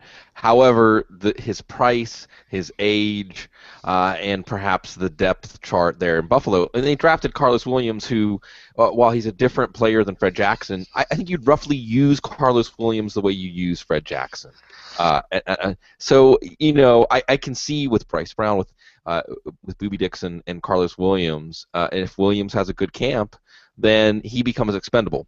Fred Jackson does. It does seem really strange because he's the heart and soul of the franchise. And this is a guy, if there's any guy that has respect in that locker room, in a new regime, in the changeover, Fred Jackson, man. He's one of the guys, is leadership by example, that's Fred Jackson. But where I want to take a right turn with this, and it's funny watching the Patriots, it's a Patriot show, watching the Patriots beat writers, as soon as Mike Rodak's piece came out, almost as a chorus, all the Patriot beat writers said, if that happens, Bill Belichick will be all over him. And that in turn makes me also want to bring up Dallas. And I think that, between Dallas and New England, those are two teams that you look at their depth chart at running back right now and you say, is this really what this team is going to have at running back going into the season? I don't know. Even a guy like Steven Jackson who's out there saying, I still want to play football. Because these are situations, this is why one of the reasons I'm so excited about Frank Gore. The reason I bring up Dallas and New England is not just because their depth charts are among the worst, if not the 2 worst in the NFL at running back, but they're plug-and-play situations. So any competent veteran running back will produce touchdowns and will be able to be a fantasy-relevant running back. So in this case, where Fred Jackson was really set up before the LaShawn McCoy trade, you're looking at Fred Jackson and saying, he's going to be the Energizer Bunny, and now he's probably not going to have fantasy value, although he could have a deleterious value effect on McCoy because he just doesn't go away. Now you look at the possibility of him getting his release or maybe getting traded for a late round pick or something like that and going somewhere else where, like New England, Fred Jackson in New England, I definitely want a piece of that. Yeah, that's would be magnifique, and it was the next news item coming up. So, Matt, let's just go ahead and jump in, and Bloom will get back to you, baby, when we talk about the Dallas running game. Jerry Jones comes out today and says he's confident in the running game. Of course he is. He is putting together an offensive line, and I put this on the news wire, and I said this on my show, got some people like, really? Yeah, he's putting together an offensive line that will rival what they did in the 90s. Okay, and I'll stay off my Emmitt Smith tip and how Walter Payton is still the NFL's all-time leading rusher, even though he's not statistically. He is in my heart, and that's all that matters. But you look at the situation, Darren McFadden there at the top of the depth chart, Matt. Does anybody expect him to stay healthy? No, not at all. Then you look back at Joseph Randle. There are Dallas beat writers that I've talked to that say he's not going to make the team. And then you have Dallas beat writers come out and say this guy could play a leading role. Now, this one comes in from Todd Archer, who had that earlier today on ESPN.com, earlier this week, on Tuesday. He pegged Randall for 1,200 yards rushing and admitted that it was a bold prediction. And not behind that offensive line. So Joseph Randall there, and opinions completely vary on this guy. Ryan Williams is still kicking around. There's the Hokies heartstrings again pulling with Ryan Williams there.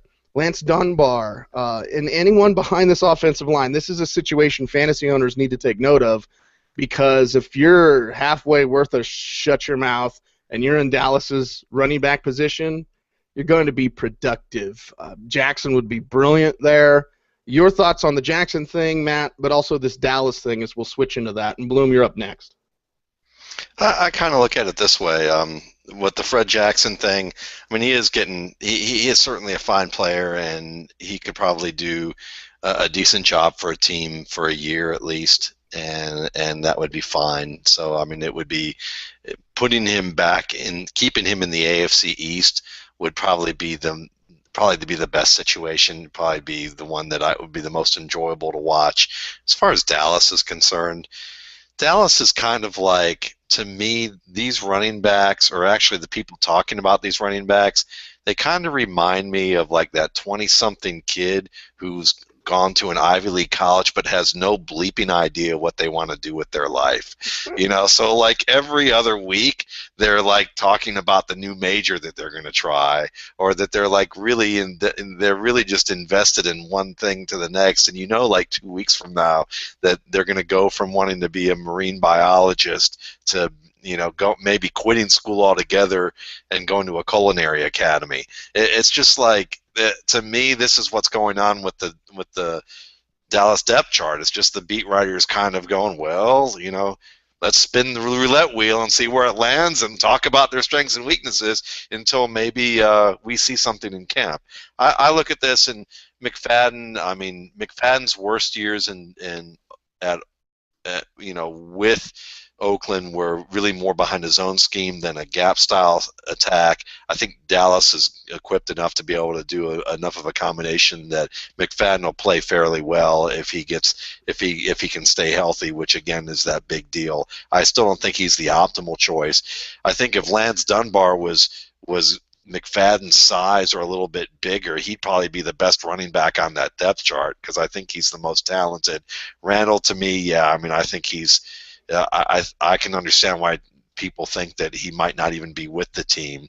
And then you got a guy like, you know, I mean, I love what Ryan Williams did in college. If he were healthy, it wouldn't even be a contest. But we don't know whether or not he has it all back after that, you know, tendon surgery he had a few years ago, and whether he's going to be the same player.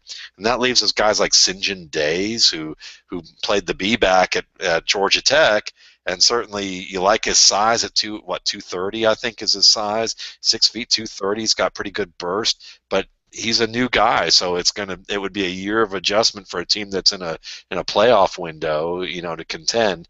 And then I can't help but think, who are going to be the free agent running backs who the undrafted free agents who show up well in camp, but the depth chart is just a little too stacked for that team to hold on to them? and they'll try and sneak him through the practice squad, but a guy like Malcolm Brown or maybe Zach Zenner or maybe Trey Williams out, in Washington shows he can be a little bit more than just a scat back. Just some team or a second-year guy that maybe we haven't talked a lot about, that the Cowboys are like, yeah, this guy, let's give this guy a shot, and he turns out to be an ideal fit. So I think this is far from over. I'm kind of waiting till August, late August, to see who they add to this team, because I'm just not convinced after a couple of preseason games whether or not they have found their running back on that roster. Where are you scooping Dallas running backs at, Bloom? Well, it's funny because, I agree with Matt. Matt and I have been talking about this behind the scenes.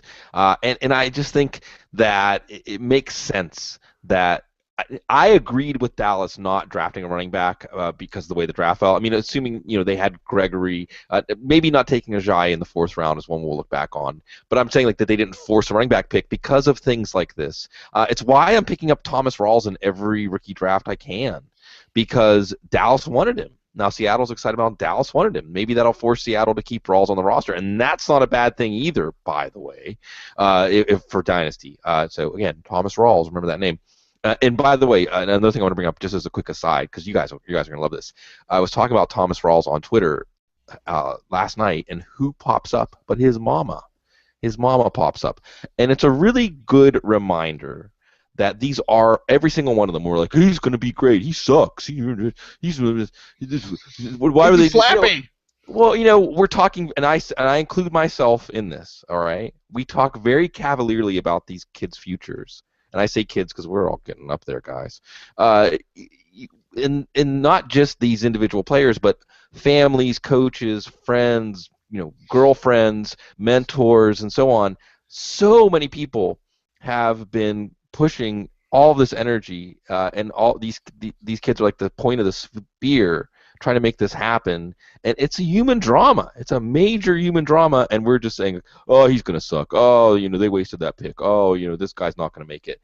And it's a nice reminder occasionally, when a player's mama pops up to say, we think he's really excited, and hey, he's just learning how to live, and he's working hard, to remind us that these are not just human beings, but human beings at the center of a storm, and trying to navigate to calm waters. But going back to the original thing, I think that, yeah, the other shoe hasn't dropped yet with Dallas.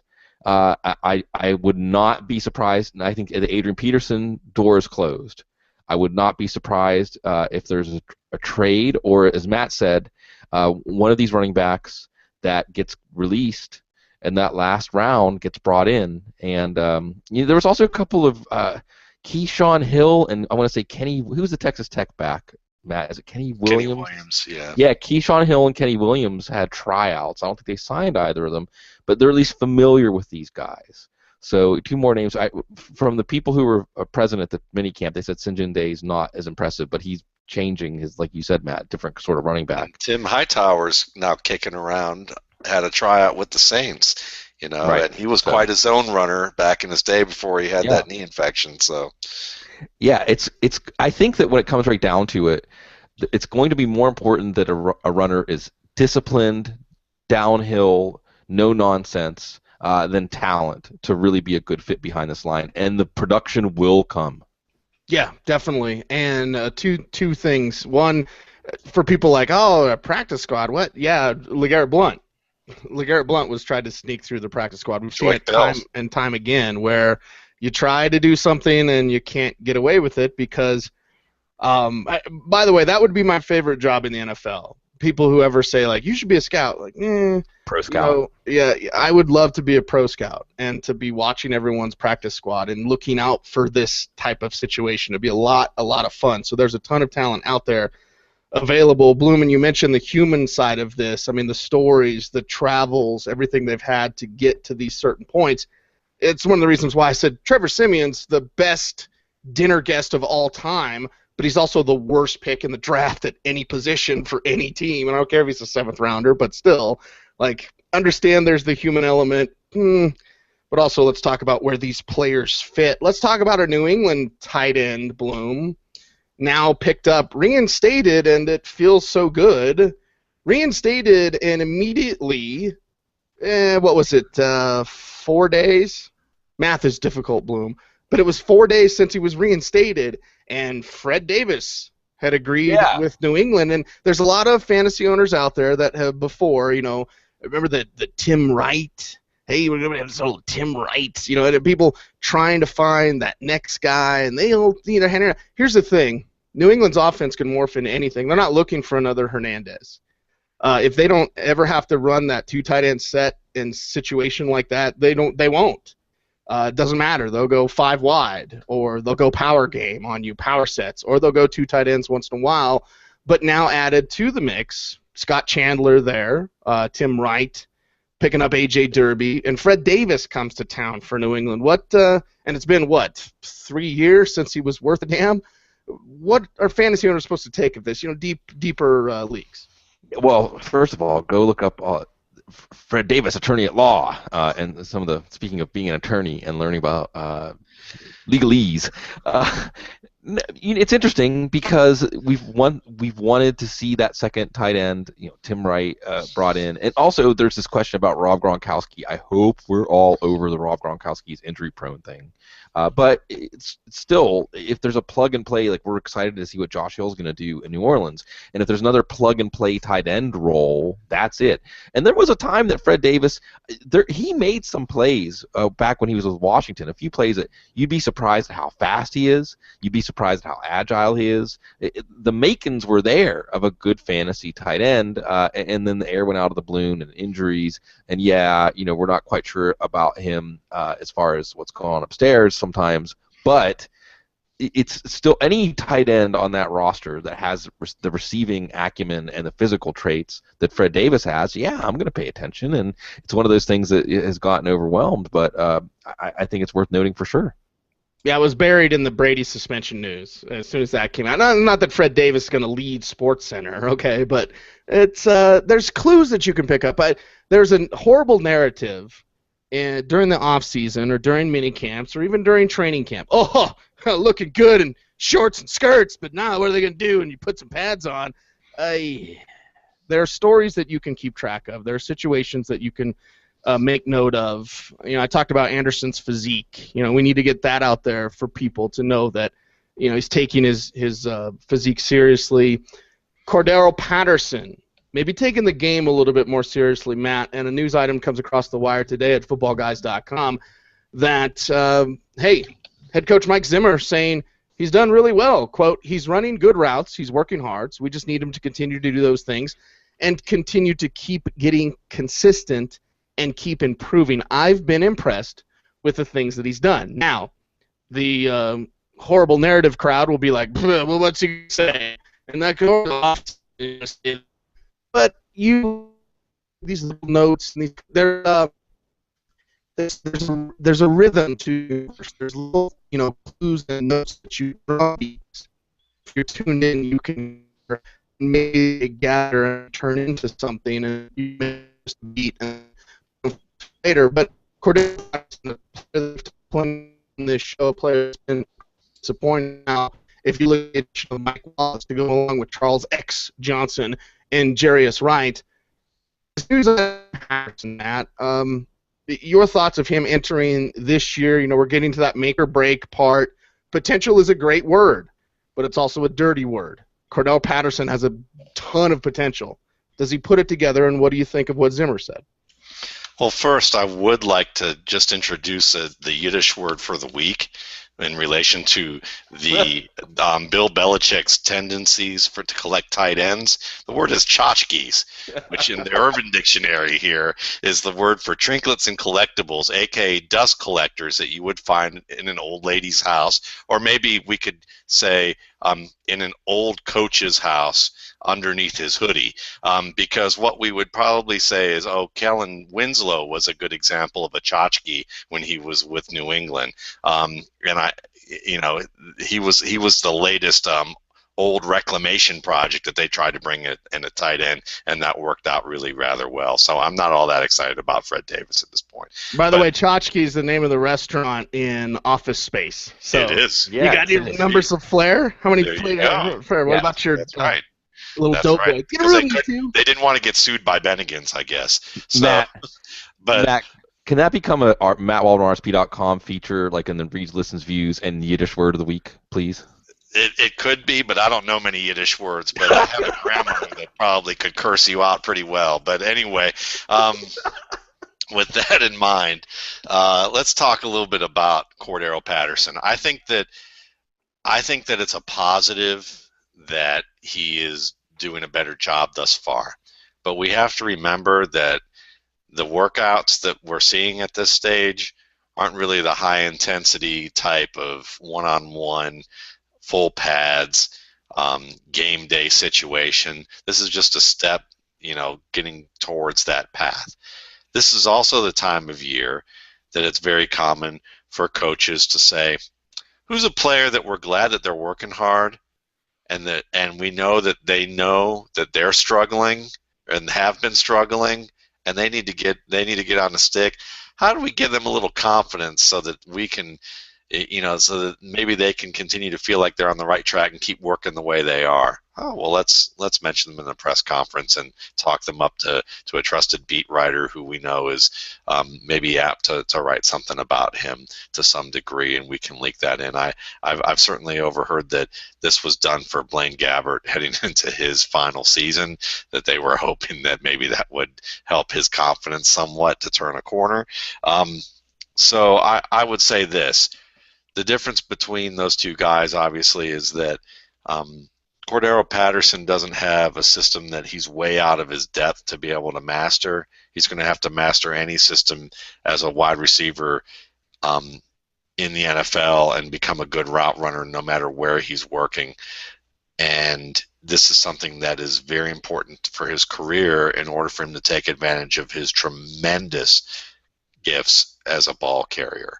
So I like hearing what I heard. I like the fact that they didn't draft a receiver very high. I mean, Stephon Diggs was drafted, but he's a guy that I would anticipate would at first and foremost compete with Jairus Wright for opportunities in the slot before we start graduating him to the outside, even though his size, his height, weight is kind of a little bit more in the Odell Beckham range of things. Let's not get to that point and say that he's that next type of player. Let's see how he does in the slot first.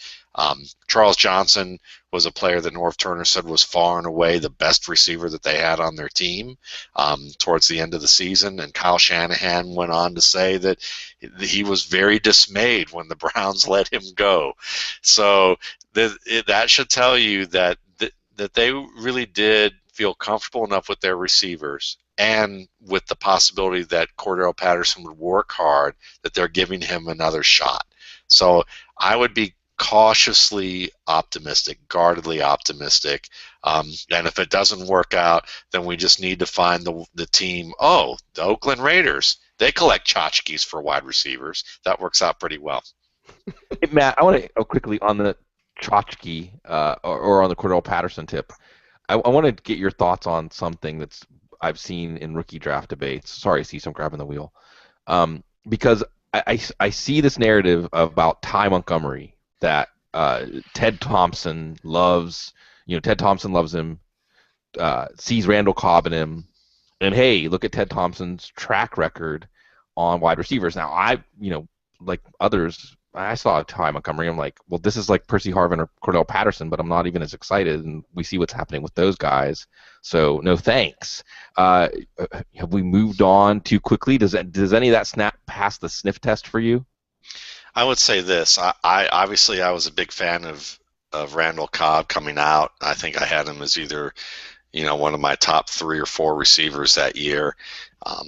And the thing about Randall Cobb that impressed me beyond his versatility as a punt returner and a runner and the guy after the catch was that he could track the ball in the air deep. And if you needed him to play outside, he could win outside in tight coverage. And I just don't see that with Ty Montgomery as much. I didn't see him consistently show the skill to track the ball in the air, and that's a very important aspect of playing wide receiver in a passing game, especially like Green Bay's, unless you were going to use him just solely on crossing routes, screen passes, slants, and routes breaking back to the quarterback. He can do all those things. He should get better in those areas, but it's hard to get better at tracking the football in the air. That's a little bit more of a difficult skill. If you don't have it down by now, it's going to be difficult for you to get better at it at this level of ball. So, because it's a more fundamental thing that you have to learn early on. So unless it has something to do with his eyesight, and he gets LASIK surgery and suddenly he becomes a hand-eye coordination wizard that we didn't see before, I think that he's more of a return specialist and a sub-package player who may do good work for you underneath.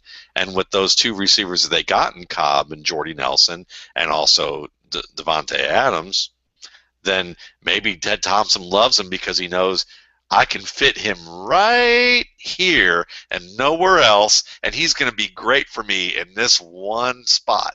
But I think that Ted Thompson might feel differently about him if they had to take away Jordy Nelson, Randall Cobb, and Devontae Adams and say, let's make Ty Montgomery play the Jordy Nelson role in this offense. I just don't think it's going to happen now or in the future. Troy Williamson, we barely knew ye. Couple of more news items before we're out of here tonight. Audible, live, footballguys.com. Bloom, I'm tossing it to you again. Drum beats.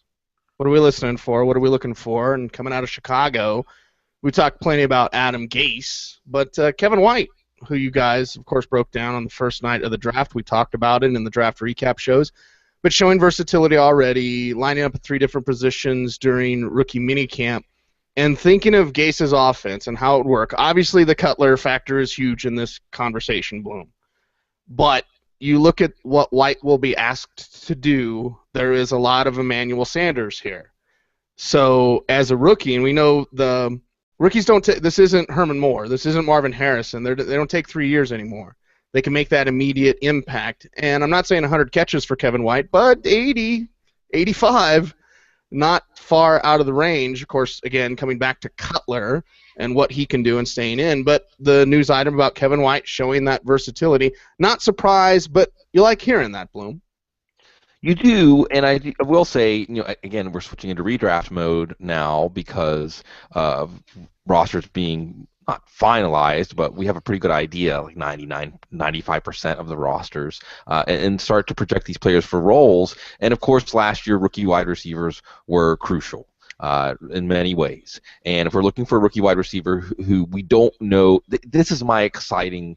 I need to write the article this year about players that we don't really know what their ceiling are. And one of the reasons we cannot know their ceiling is because they're a rookie. And Kevin White's one of those rookies that we don't know how good he can be. So Alshon Jeffrey can get his, but we've seen with Brandon Marshall on their side, there's room for another wide receiver to get theirs, although Eddie Royal's there, so that could be a complicating factor. Black Unicorn could be a complicating factor. What all this points me back to is, and it's going to be heaven or hell, but you look back at Jay Cutler. Are we really talking about Jay Cutler as a fantasy possible quarterback again? I mean, when you look at all these things, even with John Fox, geez. It's the classic, if Cutler can't do it, and then stop yourself right there. Why are we still asking this question? But Kevin White is one of those players, and he certainly had that rookie minicamp. Look, people could say, who cares, OTAs, who cares, rookie minicamp? These are indicators, and especially beat writers who've been covering a team for 5 years, 7 years, 10 years. It means something when all the beat writers are watching the practice and all at the same time saying, whoa, this Kevin White guy, yeah, he stands out right away. He stands out in every part of the field. He stands out in almost every aspect of the wide receiver game, which is what we saw basically on his film at West Virginia. But now you're seeing it next to, honestly, a better set of players than what was on him, around him in the field at West Virginia for those games. If you're talking about players getting invited to a rookie minicamp or drafted, and he's still standing out like that. So check. And let's keep check, like you said, Cease, the drumbeat. keep checking back in. But where Amari Cooper has volume, where Brashad Perryman has opportunity and may be fit, where Nelson Aguilar has opportunity and may be fit, Kevin White just has game. And that may be most important in the end. Just ask Odell Beckham. Yeah, and on that tip, Bloom, and knowing where the ceiling is, because Odell Beckham had that huge year as a rookie, Bloom, it doesn't mean that's his ceiling. For people out there, it's you're not going to get better than that. Not going to get better than that. Demaryius Thomas had 2 90-catch seasons in a row. Well, not going to get any better than that. He had 100 catches last year. So it nails on a chalkboard for me when people are like, Odell Beckham Jr., not going to get any better than that. Really? Sorry, I'm just a little pissy. Yeah. Tonight. Oh, yeah. I like it. Yeah. I like it a lot. Well, let's talk about a team that you like, love Matt Waldman and the Seattle Seahawks, and in putting better weapons around Russell Wilson. The Jimmy Graham move, huge for this team. And then drafting a guy, Tyler Lockett. They get this guy, and again, a drumbeat, a news item about Pete Carroll being really excited and saying that he was used all over the field during rookie minicamp, praised by Pete Carroll. He's going to be the returner for this team. Just another little star for the team defense in Seattle. But seeing action in his passing game, it's not like there's anyone above him on the depth chart that you look at and say, well, it's just Doug Baldwin really going to suck away a lot of targets. I wish Tyler Lockett. No, I mean, what? Curse? Baldwin? Lockett's there with more opportunity as a receiver than maybe some people think. And God bless Paul Richardson. I don't think he's ever the same again. Lockett here with this weapon. I've said dash of Antonio Brown. You're already hearing the praise coming out of Seattle. Matt, your thoughts on what Lockett can be in this offense? I'm a little chastened by all the praise that happens in the preseason, just a little bit, or in the minicamp, because I'm listening to the talk about Kevin White just now, and I agree, because I love Kevin White. I think he was the top receiver in this draft class, but he also reminds me a lot of another receiver I happen to like a ton and heard a great deal about how good he was, who played for John Fox last year, Mr. Cody Latimer, and how good he looked in camp all summer. Now, again, the clues are important, and those are an opportunity, and all those things matter, and it's important to know who's playing well, even if it doesn't pan out. Tyler Lockett's a good player. Tyler Lockett is someone who I think in this offense with Seattle, they have such a strong running game and the play-action game that Russell Wilson provides that you can see a lot of good double moves come from Tyler Lockett and allow him to get deep and get separation. If he's able to execute that style of vertical game at the pro level that he did at Kansas State, then you're going to get a lot of success from him early on. I also like that he is an aggressive player who will work back to the football. And that's something that you need in a receiving game with Russell Wilson and that offensive line. Key point, that offensive line, because Wilson, can play and win from the pocket, but he needs time in the pocket for him to be able to do that. Otherwise, he is going to have to roll around and hope for his receivers to work back to him. And Kevin Norwood was talked about as a big deal in camp at this time of year last year, and Chris Matthews was the one who actually drew playing time at the Super Bowl last year. Kevin Norwood was on the bench, wasn't even activated for the game. So, when I look at this right now, I think that Lockett has a good shot at it, but I don't want to underestimate the rapport that guys like Jermaine Kearse and Baldwin have, and the consistency that they show with what that they do to execute in that offense. At the same time, Lockett does offer a little bit more as a deep threat than what you're going to get from the two that I just mentioned, and I wouldn't be surprised at all if he isn't the second or third receiving option in this offense, at least by midseason. It is the Audible Live each and every Thursday night right here, youtube.com/footballguys, DOTCOM. If you like my hat, so many compliments on my Fresh Ed hat, go to freshedlife.com. It's Bo Scaife's company. And Mike Shanahan, Lauren Landau, and Andre Davis speaking tomorrow here in Denver at Mullen High School, which is where Bo Gates went before he went to Austin Bloom, to the University of Texas. Of course, you remember him there with Vince Young years ago. And the Titans. And the Titans. And with Vince Young.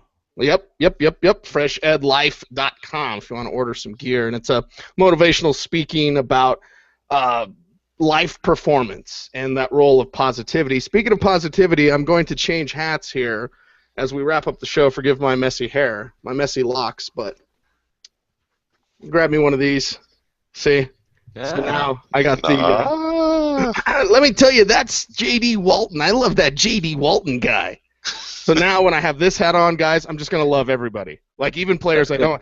That A.J. McCarron, let me tell you about A.J. McCarron. He's really good. It'll be like Bizarro Thursday where we say everything opposite. Like, that Monte Ball, you watch out for that guy because he's such a hard runner. And never mind Eddie Lacy's foot injury, 3,000 all-purpose yards in 2 years. Anyway, going on and on and on, tying a bow on this show. Matt, isn't it so the sweet irony when the Lions were connected to Tevin Coleman throughout the entire pre-draft process? Like, he's the guy. They're in the second, he's the guy. And I'm sitting in Chicago, and the pick comes across, and Amir Abdullah. Isn't that just the universe being like, oh, you and Matt, here you go again, because they picked Abdullah over Coleman.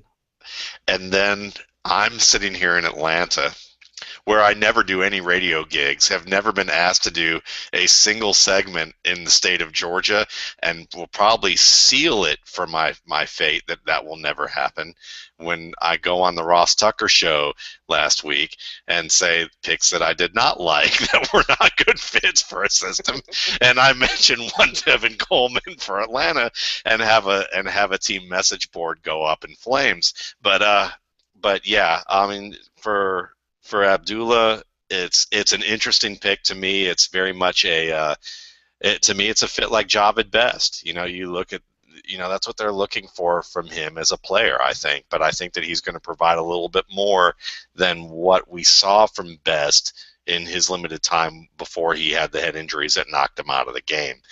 So I really like the fit.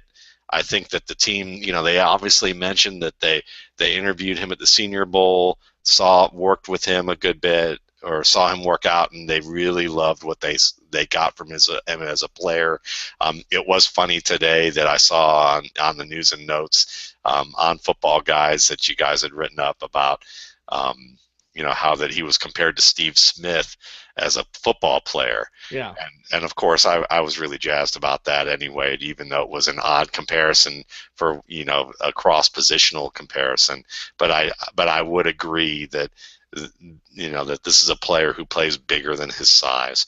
And so it's going to be an awful lot of fun to see how these two guys develop. Yeah, and I swear to God, Bloom, swear to God, if another Indiana back, and I talked to Cody Latimer about Coleman after he was picked, but if Anthony Thompson, Von Dunbar, oh God, if a third one burns me, I'll be a little pissy, Bloom. It's a basketball school. Even Cody Latimer was a basketball player.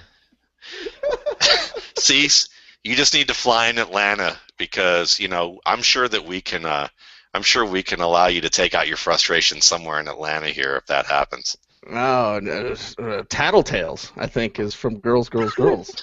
Rocking in Atlanta at Tattletales. Who wants to sex Lammy? Actually, if I go to Atlanta, Matt, I'm not going to get out of the Sean John store in the airport. That's a wrap for tonight's program, ladies and gentlemen. We have a bunch of fun on this show.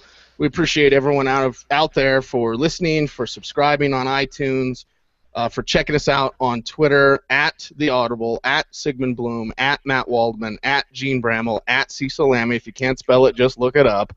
And thanks. If you can't spell it, you're probably a YouTube commenter. We appreciate everyone out there. We love talking about football. We dig the fact that so many of you enjoy it. And 10 years, man. 10 years of doing this program. It's fun. It's just fun. It's a blast, and we appreciate everyone out there. So for fantastic Dr. Gene Bramall, stupendous Matt Waldman, and the great Sigmund Bloom, I am Cecil Lammy. We are the Fantastic Four. So there you go. I'll be Invisible Girl, and I'll say, see you later, everyone. Stay tuned and stay frosty.